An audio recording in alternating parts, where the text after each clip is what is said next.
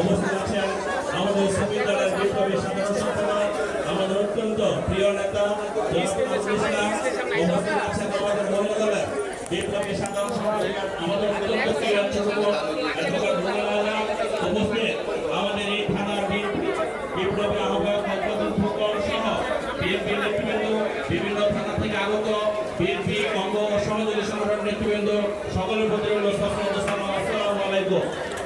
যেহেতু মিলাদ দোয়া অনুষ্ঠান আমরা বক্তব্য দীর্ঘায়িত করবো না, আমি শুধু বলতে চাই আজকে এই কমিটি ফাউন্ডেশনের উদ্যোগে যিনি দেশ থেকে খালেদা জিয়া, শহীদ রাষ্ট্রপতি জিয়া রহমান, আমাদের পার্টির ভারপ্রাপ্ত চেয়ারম্যান জনাব তারেক রহমান, বিশেষ করে আমাদের পার্টির বিপ্লবী মহাসচিব অনেক অসুস্থ, তার জন্য দোয়ার আয়োজন করা হয়েছে।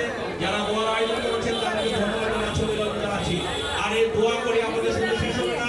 আপনারা জানেন আমাদের দেশ থেকে খালেদা জিয়াকে অন্যায়ভাবে সাজা দিয়ে দীর্ঘদিন জেলখানায় রেখেছিলেন, যার কারণে আমাদের নেত্রী দেশ থেকে খালেদা জিয়া আরো বেশি অসুস্থ হয়ে গিয়েছেন।